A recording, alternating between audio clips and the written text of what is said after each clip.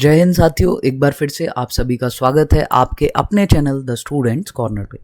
तो आज हम एक इम्पॉर्टेंट टॉपिक लेकर के आए हैं जिससे अगर आपने प्रीवियस ईयर के क्वेश्चंस मेरे साथ किए हैं तो आप बिल्कुल इस चीज़ से रिलेट कर सकते हैं कि कल की वीडियो में जो हमने पढ़ा था कि हमारी लैंग्वेज स्किल्स चारों क्या होती हैं, listening, speaking and reading and writing. उसके अलावा हमने टाइप्स ऑफ रीडिंग की बात करी, या फिर आज का टॉपिक ले लें जो कि है methods of teaching English. In topic से हर पेपर में, हर प्रीवियस ईयर पेपर्स में क्वेश्चंस आए हुए हैं, ठीक है। लाइक आर्मी मेथड से, कम्युनिकेटिव लैंग्वेज टीचिंग से, तो ये सब मेथड्स हैं, है ना। तो स्टार्ट करते हैं अपना आज का टॉपिक बिना किसी देरी के। ये बेस्ट कंटेंट आपके पास होगा, ठीक है, जो भी मोर देन सफिशिएंट ही रहेगा। मेथड्स ऑफ टीचिंग इंग्लिश मतलब हमें इंग्लिश पढ़ाने के, जैसे हमारे यहाँ पे हम गवर्नमेंट स्कूल की तैयारी कर रहे हैं और स्पेशली एमपी, यूपी, राजस्थान, सब जगह आपकी जो इंग्लिश होती है वो आपकी सेकंड लैंग्वेज होती है ना। क्योंकि आपकी मदर टंग जो है वो हिंदी होती है, यहाँ पे हम सेकंड लैंग्वेज की तरह देखते हैं इंग्लिश को। तो मेथड्स हैं जिसके द्वारा इंग्लिश हम पढ़ा सकते हैं या पढ़ाई जाती हैं, तो उन मेथड्स पे हम चर्चा करेंगे। पहले तो हम सभी मेथड्स को एक बार यहाँ पर देख लेते हैं। पहला देखो, मैंने कम्युनिकेटिव लैंग्वेज टीचिंग को सबसे ऊपर इसलिए रखा है क्योंकि आप ये देख लो कि ये मोस्ट इंपॉर्टेंट टॉपिक है आज के टाइम पे। चाहे भले ही आप एग्ज़ाम के पॉइंट ऑफ व्यू से देख लो या फिर आप एग्ज़ाम क्वालिफाई करके जब टीचर बनेंगे तो आपकी ट्रेनिंग्स में भी आपको बताया जाएगा कि आज के टाइम पे जो गवर्नमेंट हमसे चाहती है वो कम्युनिकेटिव लैंग्वेज टीचिंग चाहती है ना, कि हम कम्युनिकेट करें ज़्यादा से ज़्यादा तो बच्चा खुद उसको एक्वायर कर ले। जैसे हम हिंदी में बातचीत करते हैं तो उसको सिखाना नहीं पड़ता, वो हिंदी लैंग्वेज को अपने आप सीख जाता है, मतलब वो अपने आप एक्वायर कर लेता है। इसी तरह से गवर्नमेंट चाहती है कि हम इंग्लिश में भी इस तरह कम्युनिकेट करें, तो वो कुछ सीखने की बजाय उसको ये ना लगे कि हमें सीखना है, बल्कि वो उसको ग्रैस्प कर ले, एक्वायर कर ले, ठीक है। तो ये बहुत इंपॉर्टेंट टॉपिक है और क्वेश्चंस भी आप देखते हैं हर पेपर में क्वेश्चन इसके ऊपर से आते ही आते हैं। सेकेंड मेथड है हमारा डायरेक्ट मेथड। थर्ड है grammar translation method, GTM method भी वो कहते हैं इसको। एक एक पर हम डिटेल में चर्चा करेंगे। बाइलिंगुअल मेथड है, ऑडियो लिंगुअल मेथड है जिसको आर्मी मेथड भी कहते हैं। एक क्वेश्चन अभी आया था प्रीवियस ईयर में, हमने सॉल्व किया था। डॉक्टर वेस्ट न्यू मेथड है। और ये 6 मेथड्स हैं और एक सातवीं है जो आपकी एक अप्रोच है इंग्लिश टीचिंग की, नेचुरल अप्रोच, है ना। इस पे ज़्यादा चर्चा नहीं करेंगे, बट नेचुरल अप्रोच की जो बात करी है बस वो आप ध्यान रख लो किसने करी है। तो इसकी जो चर्चा करी थी वो ट्रेसी टेरल करके, और उसके अलावा एक और हैं स्टीफन क्रैशन। बहुत ही इंपॉर्टेंट ये जो नाम है स्टीफन क्रैशन, बहुत इंपॉर्टेंट नेम है, ठीक है, क्योंकि लैंग्वेज टीचिंग की जो पेडागोजी होती है उसमें इनका बहुत अमूल्य योगदान है स्टीफन क्रैशन का। तो ज़्यादा चर्चा इस पर हम करेंगे नहीं क्योंकि हम स्टीफन क्रैशन की थ्योरी डिटेल में पढ़ेंगे एक सेपरेट वीडियो में। बाकी ये एक अप्रोच है, ठीक है। बाकी के 6 जो आपके मेथड्स हैं उन पर हम अभी एक एक करके चर्चा करने वाले हैं। तो स्टार्ट करते हैं जो हमारा सबसे इंपॉर्टेंट टॉपिक है, इसीलिए सबसे ऊपर उसको मैंने रखा है, कम्युनिकेटिव लैंग्वेज टीचिंग, ठीक है, CLT मेथड। आजकल सबसे ज़्यादा चलन में यही है। Socially acceptable and contextually appropriate language, इसने फोकस किया है जो आप उस लैंग्वेज पे जो सोशली एक्सेप्टेबल हो और कॉन्टेक्चुअली अप्रोप्रिएट हो, ठीक है। मतलब किस संदर्भ में आप किस चीज़ को यूज़ कर रहे हैं वो एकदम अप्रोप्रिएट, सटीक बैठे। तो उस टाइप की भाषा जो आपकी समाज में स्वीकार्य भी हो और आपकी उपयुक्त भी हो, कॉन्टेक्स्ट में आप उसको यूज़ कर सकें, अप्रोप्रिएट हो सके, ठीक है। तो इस तरीके की भाषा पर इसमें जोर दिया गया है, उपयुक्त भाषा। दूसरा कि इसका टारगेट क्या होता है। देखो बहुत ही आप बोलोगे सर 3 या 4 लाइन ही है, बट सारे क्वेश्चंस आपके इन 3 या 4 लाइन से ही आते हैं और इसी से आपको बनता है, क्योंकि इससे आपकी समझ बन जाएगी कि ये मेथड क्या है। इसका टारगेट क्या होता है। इसका टारगेट होता है सर प्रोफिशिएंसी, यानी अगर प्रोफिशिएंसी इसका टारगेट है, ये नहीं है कि मुझे रूल सिखाना है कि मुझे लर्नर को सीखना पड़ेगा, ऐसा नहीं दिखाना है। हमें कम्युनिकेटिव लैंग्वेज टीचिंग पे जोर इसलिए दिया क्योंकि आप कम्युनिकेट करें तो बच्चे को ये नहीं लगे कि वो उसको सीखना है, बल्कि जैसे वो हिंदी ग्रास्प करता है, एक्वायर करता है, वैसे ही वो इंग्लिश को भी एक्वायर कर ले। तो एक माहौल बन जाएगा, एक एनवायरनमेंट क्रिएट हो जाएगा, तो वो नेचुरल तरीके से सीखेगा। तो नेचुरल वे में सीखने का एक तरीका है और टारगेट होता है प्रोफिशिएंसी पे, यानी बच्चे को ये नहीं लग रहा कि उसको कुछ सीखना पड़ रहा है, तो वो फिर चाइल्ड सेंटर्ड है। तो आपकी ये जो मेथड है वो चाइल्ड सेंटर्ड है और प्रोफिशिएंसी इसका टारगेट होता है, ठीक है, ना कि आपको बिल्कुल स्टेप बाय स्टेप रूल्स याद होने चाहिए, ऐसा इसका कोई टारगेट नहीं है। तीसरा, इसने किसको रिप्लेस किया, बहुत क्वेश्चन आता ही है। पहले एक स्ट्रक्चरल मेथड चलता था जिसमें स्ट्रक्चर्स बाई स्ट्रक्चर्स सीखने के लिए बोला था, स्ट्रक्चर्स पे ज़्यादा फोकस था, बट उसको इसने रेडिकेट करके रिप्लेस कर लिया किसने, CLT मेथड ने, कम्युनिकेटिव लैंग्वेज टीचिंग ने। इंटरेक्शन पे जोर दिया गया है। देखो इंटरेक्शन मतलब जो वर्बल एक्सचेंज होता है हमारा, कम्युनिकेशन जो होता है, तो उस पर ज़्यादा फोकस किया है। नाम भी कम्युनिकेटिव लैंग्वेज टीचिंग है। स्टडी का जो मीन्स है, यानी जो पढ़ने का आपका माध्यम है, उसको भी इंटरेक्शन रखा, और जो गोल है मतलब जिस लिए हम ये सीख रहे हैं वो भी आपका इंटरेक्शन ही रखा है। इंटरेक्शन से ही सीख रहे हैं और इंटरेक्शंस ही आप चाहते हैं, ठीक है। आप कम्युनिकेट करके ही सीख रहे हैं और कम्युनिकेट करवाना ही आप चाहते हैं। तो आपके गोल और जो माध्यम है वो दोनों सेम है, इंटरेक्शन, कम्युनिकेशन, ठीक है।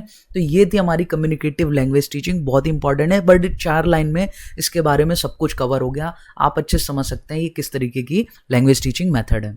अगले पर चर्चा करते हैं हम, ग्रामर ट्रांसलेशन मेथड। देखो इसकी बात हम जब करें तो अभी ज़्यादा इस पर फोकस दिया नहीं जाता आजकल के टाइम पे, क्योंकि ये एक बच्चे को लगता है कि उसको सीखना पड़ रहा है, ठीक है, क्योंकि रूल्स होते हैं, कुछ रूल्स को फॉलो करता है। जैसे हिंदी में कोई रूल्स वो नहीं सीखता, छोटे बच्चे की बात कर रहे हैं, वो सीख जाता है, सुन के माहौल उसको मिलता है, उसको ऐसा नहीं लगता है मेरे को कुछ सीखना है, पर वो भाषा सीख जाता है। और इसमें उसको रूल्स पढ़ने पड़ते हैं, ठीक है, उस पर फोकस ज़्यादा रहता है, तो उसको लगता है ये बर्डन है, इसीलिए इसको आजकल थोड़ा सा चलन में कम है, बट क्वेश्चंस इस पे भी बहुत बनते हैं, क्योंकि ये ओल्डेस्ट मेथड है इंग्लिश टीचिंग का, स्पेशली अपने इंडिया में। तो अपने इंडिया में जो ओल्डेस्ट मेथड अगर आता है कौन सा है, तो वो आपका बिल्कुल GTM मेथड होगा, यानी ग्रामर ट्रांसलेशन मेथड। क्लियर है? हमने बिल्कुल की पॉइंट्स में निचोड़ के रखा है, आपको भी ऐसे ही अपने नोट्स बनाने हैं, और सेम ये मेरे ही नोट्स हैं, मैंने भी ऐसे ही बनाए थे, और ये मोर देन सफिशिएंट है, क्योंकि एक एक लाइन बहुत कुछ होल्ड कर रही है। फिर ट्रेडिशनल या क्लासिकल मेथड है, जैसे कि मैंने आपको बोला ओल्डेस्ट है, ठीक है, पारंपरिक मेथड भी है ये, क्लासिकल मेथड भी यही है। तो ऐसा कभी क्वेश्चन आता है कि कौन सा मेथड है, तो वो GTM मेथड है। Taught in the mother tongue with little active use of target language. तो टारगेट लैंग्वेज का यूज तो बहुत ही कम होता है इसमें, है ना, मदर टंग का ही ज्यादा सहारा रहते हैं, उसी को एक्टिव बनाए रखते हैं। लाइक आप इंग्लिश सीखने की कोशिश कर रहे हैं, बट आप पूरा जो प्रोसेस है सीखने सिखाने का वो सब आप हिंदी में कर रहे हैं, बहुत कम आप इंग्लिश का यूज कर रहे हैं, इसीलिए इसको डिस्करेज किया जा रहा है। Beginning with the key skills of reading and grammar, जो की स्किल्स जिसके साथ हम इसमें शुरुआत करते हैं वो आपके पास होनी चाहिए, तो वो है आपकी रीडिंग, है ना, और ग्रामर की स्किल्स होनी चाहिए। तो ये हो गया आपका ग्रामर ट्रांसलेशन मेथड। लेकिन जैसा कि मैंने आपको बताया इसकी लिमिटेशंस हैं, तो वो भी देख लेते हैं। किस चीज़ को ये निगलेक्ट कर रहा है, तो ये स्पोकन लैंग्वेज को निगलेक्ट कर रहा है, ठीक है। स्पोकन लैंग्वेज पे फोकस ही नहीं है, क्योंकि आप इंटरेक्शन तो हिंदी में ही कर रहे हैं, तो फिर जो टारगेट लैंग्वेज थी उसका स्पोकन जो है वो इसकी उसको आप निगलेक्ट ही कर रहे हैं एक तरीके से। और जो नेचुरल स्पीच होती है, जैसे हिंदी है, कोई रूल नहीं, कोई सेट नहीं, कोई 4 साल का बच्चा वो हिंदी बोल देगा और बढ़िया हिंदी बोल देगा, ठीक है। तो ये होती है आपकी नेचुरल स्पीच, जो कि इस मेथड से नहीं आएगी, क्योंकि उसको रूल्स पहले वो दिमाग में फोकस करेगा, यार क्या है क्या है, और वो भी छोटा बच्चा, उसके लिए तो बहुत बड़ा बर्डन है, प्राइमरी क्लास में स्पेशली। तो ये नेचुरल स्पीच को जो है निगलेक्ट कर रहा है, ये दोनों चीज़ों को ये पीछे छोड़ दे रहा है।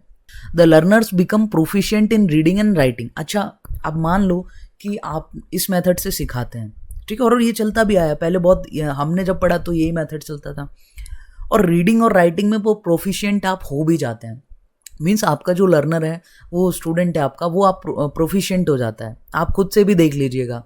But often can't negotiate a simple communicative encounter. वो बहुत प्रोफिशिएंट है पढ़ने में भी, लिखने में भी, इस लैंग्वेज को, आपकी टारगेट लैंग्वेज जो कि क्या है, इंग्लिश है फिलहाल। बट जब एक सिंपल कम्युनिकेशन होता है, एक कम्युनिकेटिव एनकाउंटर होता है, मान लो 2-4 लोगों के बीच में कोई बढ़िया इंग्लिश की बातचीत हुई, तो उसको वो निगोशिएट नहीं कर पाता, यानी उसमें वो कहीं ना कहीं झिझकता है, ठीक है। तो ये इसकी लिमिटेशंस होती हैं। इसके बाद हम पढ़ेंगे डायरेक्ट मेथड। आपको इसी तरीके से नोट्स बनाना है, मैंने CLT को ऊपर रखा क्योंकि सबसे इंपॉर्टेंट है, उसके बाद जो ऑर्डर रखे हैं आप वैसे ही रखिए, तो आपको ज़्यादा बेटर चीज़ें समझ आएंगी। डायरेक्ट मेथड क्या है, देखो नाम से ही समझ आ रहा है, डायरेक्ट, यानी जो आपकी टारगेट लैंग्वेज है आप उसी में पढ़ाओ, उसी में बोलो, उसी में कम्युनिकेट करो।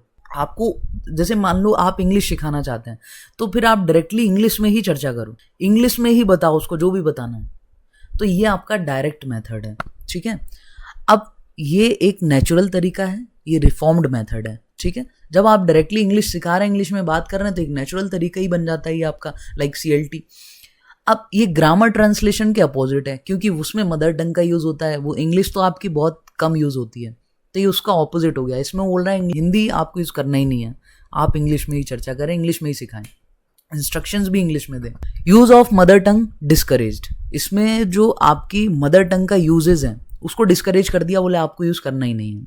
अटेंशन किस चीज़ पर रहता है, इस पे अटेंशन रहता है लिसनिंग पे और स्पीकिंग पे, यानी सुनने पे और बोलने पे इसका ज़्यादा ध्यान रहता है। Grammar is taught inductively and indirectly, grammar directly नहीं बताते बट इनडायरेक्टली या फिर इंडक्टिवली, ठीक है, आप ग्रामर सिखाते हैं, लेकिन ध्यान रखना डायरेक्टली कभी नहीं सिखाते, इनडायरेक्टली इसमें ग्रामर चलती है, ठीक है।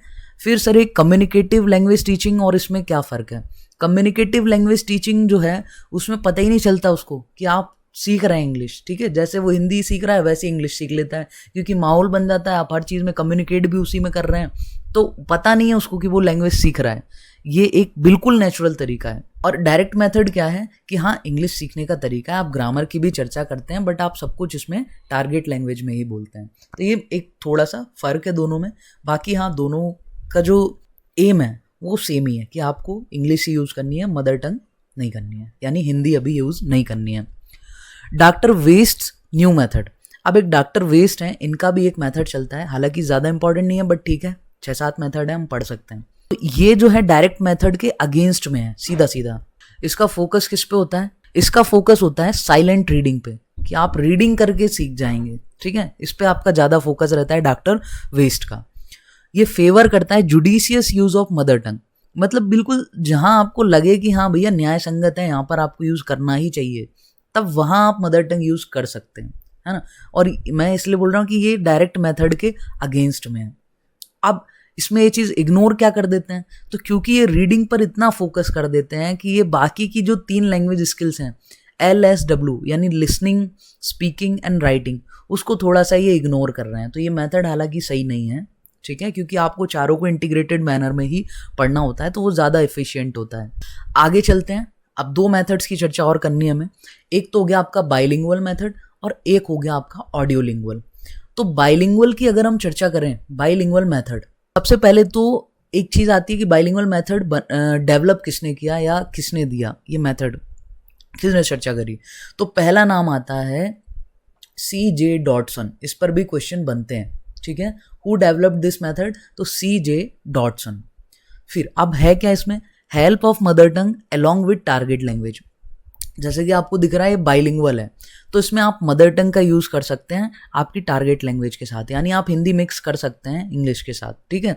लेकिन थोड़ा सा ध्यान ये रखना कि children are not allowed to use mother tongue, बच्चों को अलाउ नहीं है कि वो अपनी मातृभाषा यूज़ करें, ठीक है, बट टीचर्स को जब ज़रूरत लगती है, व्हेन नीडेड, तब टीचर्स यूज़ कर सकते हैं, यानी इंस्ट्रक्शंस देने में, ठीक है, जब उसको लग रहा है कि मुझे हिंदी में समझाना पड़ेगा तो वो यूज़ कर सकता है। बच्चे को अलाउ नहीं करते कि आप जो है मदर टंग यूज़ करें, इसीलिए इसको बाइलिंगुअल मेथड तो कहते हैं, बट आप ध्यान रखना जब भी ऐसा है कि बच्चे को अलाउ नहीं है और टीचर्स को अलाउ है, तो वो बाइलिंगुअल मेथड है। इस टेक्निक को हम सैंडविच टेक्निक भी कहते हैं। आप बीच में थोड़ी सी हिंदी परोस रहे हैं अगर ज़रूरत है, और बाकी आपका जो कवरिंग है वो डायरेक्ट टारगेट लैंग्वेज की है, जो कि अपनी अभी क्या है, इंग्लिश है। अपने गवर्नमेंट स्कूल्स में हिंदी मीडियम के बच्चे होते हैं तो इंग्लिश है, तो कहीं ना कहीं इंग्लिश के बीच में थोड़ी सी हिंदी भी लगा दी जाती है, इसी कारण से इसको सैंडविच टेक्निक भी कहते हैं। अब लास्ट मेथड देख लेते हैं, ऑडियो लिंगुअल मेथड। यहाँ मैंने लिखा वर्ल्ड वॉर 2, तो इसके पीछे एक कारण है, क्योंकि ये मेथड वर्ल्ड वॉर 2 के दौरान और उसके बाद में भी काफ़ी प्रचलन में रहा, काफ़ी यूज़ किया गया। और इसको यूज़ किया किस में गया, जब वर्ल्ड वॉर 2 चल रहा था तो आर्मी को ट्रेन करने के लिए ये मेथड जो है वो यूज़ किया गया था, इसीलिए कई बार इसको हम कहते हैं आर्मी मेथड, जैसा कि मैंने यहाँ पे लिख दिया आपके लिए, this is also called army method, ठीक है। ये इसकी खासियत थी, क्वेश्चन आया भी था कि which of the following is also called army method, तो आपने लिखा था ऑडियो लिंगुअल मेथड, है ना। अब इसमें होता क्या है, देखो मैं आपको एक कॉन्टेक्स्ट में ही समझा देता हूँ। आप सपोज वर्ल्ड वॉर 2 चल रहा था, तो नए सोल्जर्स भर्ती करने पड़ रहे थे। अब ज़रूरी नहीं है वो कहीं से भी आ रहे थे, मतलब आप बस आपको सोल्जर मिलने चाहिए, तो आप लैंग्वेज बैरियर बन रहा था, तो आपने इस मेथड का यूज़ किया, ऑडियो लिंगुअल मेथड। आपने उनको सुना करके और उसकी प्रैक्टिस करवा करके लैंग्वेज सिखाने की कोशिश करी। अब आप जब किसी चीज़ को सुनाओगे, लाइक रेडियो पे चला दो, टीवी पे चला दो, तो ये चीज़ उतनी इफ़िशिएंट नहीं है, क्योंकि आप एक लिमिटेड सेंटेंस जो उसको सुना रहे हैं, बच्चा वो सीख तो जाएगा, उसको बोलने भी लगेगा, ठीक है, बट वही है कि बार बार आप प्रैक्टिस और ड्रिल करेंगे तो आपके पास एक लिमिटेड लैंग्वेज ही बन पाएगी। उस टाइम भी यही हुआ, जिसकी उन्हें ज़रूरत थी वो उन्होंने टारगेट कर लिया था, तो वो उतने सेंटेंस, उतने फ्रेज उनको समझ आने लग गए थे प्रैक्टिस और ड्रिल के साथ में। बट वही है कि लिमिटेड लैंग्वेज आपको मिलती है और limited to the set phrases. जो फ्रेजेस सेट किए गए थे बस वही वो सीख पा रहे थे। जो आपने मान लो या 10 सेंटेंस उसमें सेट कर दिए रेडियो में, वही चल रहे हैं, आप उसी की प्रैक्टिस कर रहे हैं, उसी की ड्रिल कर रहे हैं, तो आप वही सीखोगे ना। तो वही है कि जो उन्होंने वही सीखा था जो उन्होंने सिर्फ प्रैक्टिस किया था, जो कि सेट फ्रेजेस थे, सेट कर दिया गया था। तो ये चीज़ें ये कुल मिलाकर के हम कह सकते हैं कि एक लिमिटेड लैंग्वेज ही आप इस मेथड से सीख सकते हैं, तो ज़्यादा उपयुक्त नहीं है, बट हाँ इंपॉर्टेंट है, क्योंकि क्वेश्चंस आते हैं, वर्ल्ड वॉर 2 में यूज़ हुआ है, आर्मी मेथड भी कहते हैं इस कारण से। तो ये थी हमारी आज की क्लास, जिसमें हमने आज मेथड्स ऑफ टीचिंग को बड़े अच्छे से समझा। सारे मेथड्स की चर्चा आज बहुत अच्छे से की। होप आप लोगों को सारे मेथड समझ में आ गए होंगे और कोई भी क्वेश्चन आता है तो आप कर सकते हैं। और जब आप टीचर बन जाएंगे तो आप अपने स्कूल्स में बच्चों के ऊपर भी इन मेथड से बहुत कुछ अप्लाई करेंगे, और जिसमें मैंने बोला कम्युनिकेटिव लैंग्वेज टीचिंग, उसी का आपको ज़्यादा से ज़्यादा उपयोग करना है, ठीक है। अच्छा, अगर आपको चीज़ें समझ आई हों और अच्छी लगी हों तो वीडियो को लाइक और चैनल को सब्सक्राइब जरूर कीजिएगा। और जैसे कि मैंने आपको बोला, वर्ग 3 की इंग्लिश या CTET की इंग्लिश या UP-TET की इंग्लिश, इस आप किसी भी टीचिंग एग्जाम की इंग्लिश की तैयारी कर रहे हैं तो आपको इस प्लेलिस्ट से बाहर जाने की ज़रूरत बिल्कुल नहीं पड़ेगी, और आपका 100% कोई भी कोचिंग हो, सबसे बेटर आपकी तैयारी इस पर हो जाएगी फ्री ऑफ कॉस्ट, ठीक है। थैंक यू सो मच, फिर मिलेंगे अगली वीडियो में। तब तक के लिए जय हिंद एंड जय Bharat, and wish you all the very best.